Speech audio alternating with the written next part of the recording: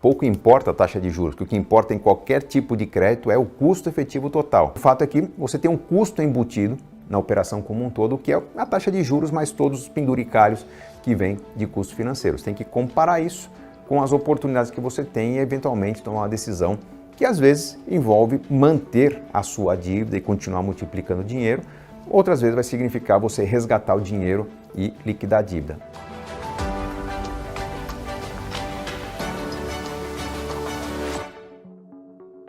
Eu quero chamar a atenção da oportunidade que é usar o crédito, porque como educador financeiro, em geral, a recomendação é evite pagar juros e corra atrás de construir juros a seu favor. No momento que a gente usa o argumento do crédito para alavancar ganhos, para fazer resultados, parece que é uma contradição. Não é. Eu vou contar alguns exemplos aqui que aconteceram na minha vida. Por exemplo, em várias situações ao longo da minha trajetória em que eu montei a minha empresa no exterior, né? Quem acompanha a minha história sabe que eu fui morar um tempo no Canadá, montei uma trading, né, que importava produtos brasileiros. Houve investimento nesse processo, uma formação de estoque inicial, todo investimento para a nossa mudança de país. Quando você vai pleitear um visto canadense, tem que justificar que tem recurso, enfim. Meus recursos foram sendo amarrados nesse processo, entrando na empresa, e de repente a gente vê uma situação em que, puxa, para expandir os meus negócios, para dar conta de uma negociação bem sucedida que eu fechei lá no Canadá, eu precisaria de recursos para comprar as matérias-primas. Na minha trade eu importava produtos brasileiros, mas eu tinha que dar uma certa garantia ao meu fornecedor de que eu iria honrar os compromissos. Então, de onde sai o dinheiro quando eu não consigo dar uma entrada, né, os 50% do valor? Tive que recorrer ao crédito algumas vezes. Qual a certeza que eu tinha de que eu não teria alguma falha nesse processo? A partir do momento que eu estou me expondo ao mercado de crédito, estou pedindo dinheiro emprestado para honrar uma operação, é muito interessante que eu tenha algumas garantias do meu cliente lá no exterior, onde quer que seja, de que aquela operação vai ser honrada. Então, normalmente a gente coloca algum tipo de proteção no contrato. Olha, se você me dá um adiantamento, eu te dou um desconto, ou se eu tenho um título, né, uma fatura ali que diz que eu vou receber assim que a mercadoria chegar, eu levo aquilo ao banco, eu consigo fazer uma operação de desconto daquele valor, tiro 3, 4, 5%, dependendo da condição de juros da época, para, em troca desse desconto que o banco me cobra, eu ter o dinheiro para honrar o meu consumidor. Então, um negócio, seja ele local, seja ele internacional, ele funciona muito melhor quando, por exemplo, eu sei explorar o mercado financeiro, sei explorar o serviço que está à minha disposição.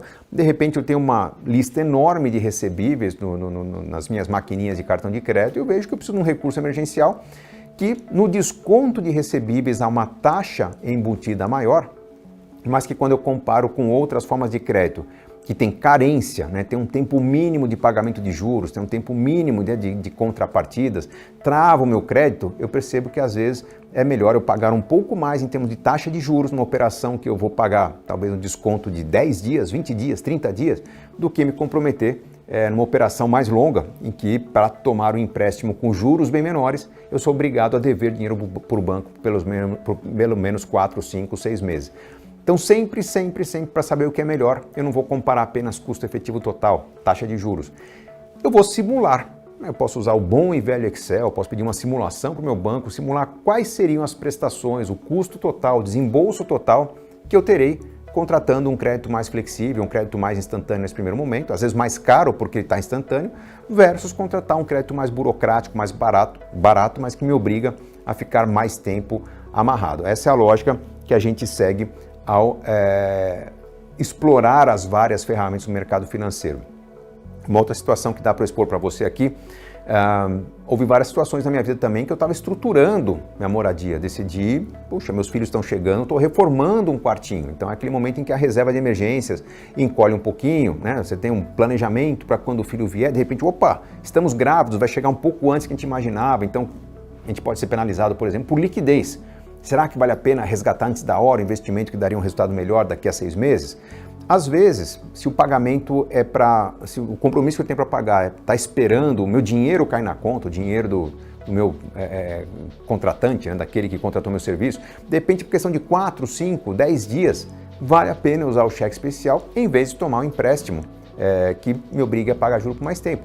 Várias vezes na minha vida, quando eu falo várias vezes, foram algumas centenas de vezes, eu usei, por exemplo, o limite do meu cheque especial, que nos bancos que eu tive conta me dava ali X dias de isenção, né? Às vezes 10, às vezes 12 dias. Ah, Gustavo, mas tem o IOF na operação. Pois é, o IOF na operação, comparado com os juros que eu pagaria no empréstimo que me exigia um mínimo, período mínimo de retenção da minha dívida de 2, 3 meses, eu comparava o IOF com o custo de uma operação normal de crédito e valia mais a pena usar o cheque especial com isenção de taxa, mas pagando IOF, do que tomar um empréstimo convencional.